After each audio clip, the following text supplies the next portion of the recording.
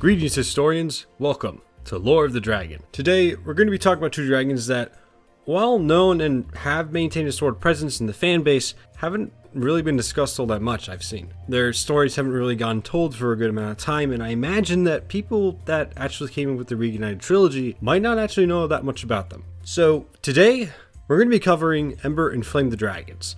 Along with that, I want to present something else.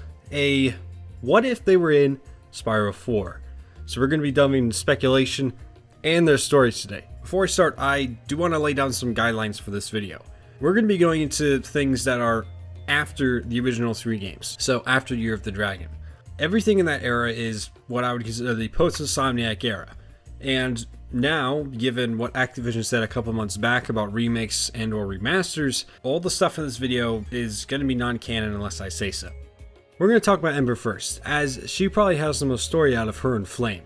Though, this isn't really saying much. Ember is a pink dragoness with a distinctive heart-shaped necklace that resides in the realm of Dragon Village, a small collection of buildings and plant life similar to the world of artisans. But even given the amount of time the character has existed, we haven't really gotten much backstory outside of that. Speaking of, her main story, much like her backstory, is not entirely the longest. During Spyro's quest to defeat a fallen elder dragon known as Red, the purple dragon ran into Ember.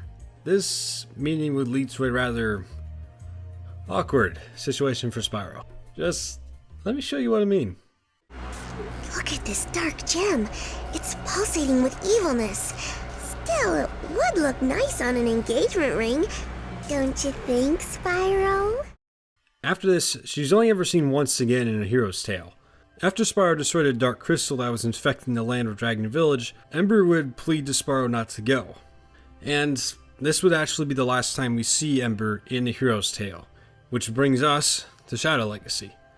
During the events of Shadow Legacy, there was something called the Calamity.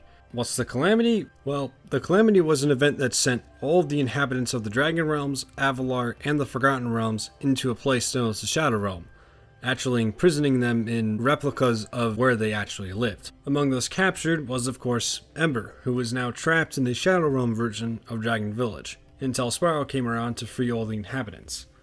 In this second meeting, Ember would still show some affection for Spyro. However, shortly after this, they would actually run into an armadillo by the name of Bandit. Bandit would actually fall in love with Ember and eventually ask Spyro to go ahead and deliver a letter of love to the dragoness, to which she said yes. And following this, she would say that she would be going to Clifftown to meet up with Bandit. However, she did express that she might get in trouble for it, but she went ahead and did it anyway, showing that she'll do anything in the name of love. Now, onto Flame, who has probably even less participation than Ember does in the entire story. Flame, just like Ember, lives in Dragon Village. His scales sport a bright red, and his appearance doesn't actually differ that much from Spyro's, outside of his snout, which is slightly longer. Given what we have seen of him, he does kind of seem a little spunky at times, mainly to who he was actually stuck with in A Hero's Tale, Nasty Nork. After the Calamity has swept through the realms, Flame, of course, was captured with everyone else in Dragon Village. And of course, once Spyro freed Ember, he of course freed Flame. And the first thing that he said to Spyro when they met again was to bash the boulders that were blocking paths outside of Dragon Village. Outside that, this would actually be the last we see of Flame. And that would be the stories of Ember and Flame. Now, on the speculation.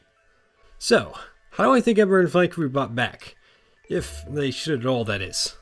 Well, I do think that would be a good idea to bring them back, as this would kind of give Toys for Bob an opportunity to toy around with other young dragons outside of Spyro.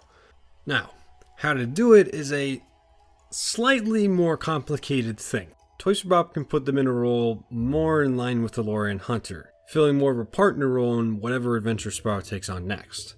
In the case of Ember, I kind of see her being the same she was in A Hero's Tale, kind of wanting to force her relationship onto Spyro without really thinking of what consequences that might bring. Her character could be brought through an entire story arc where she actually learns that kind of thing can be contradictory to the very thing you want, and could actually drive people away. Flame is a little more of an interesting case, because while he doesn't really have anything to go off of, he actually allows people to go ahead and do whatever they want with him, because there's nothing really to uphold to with story or what his character is supposed to be. You can make him a bestie for Spyro, but this role's already taken up by Hunter, and I imagine his role might become redundant as, realistically, Hunter is bound to be in the next Spyro game. So if he can't be Spyro's friend necessarily from the beginning, I think it might be interesting to make him a rival. Now, this does not mean that Flame will be the antagonist. This just means that he would want something that Spyro has and wants to rival him for it. So this would be admiration or the title of Hero of the Realms. But over time, they could become friends, but retain a little bit of that, and create a dynamic that really hasn't been seen before in the original era, or really anything after. Now, that's going to be it for what I speculate they could be like. Now, I actually want to hear what you guys might think. Would you want them in a new Spyro game, or would you just want them to not be anywhere near the new Spyro games?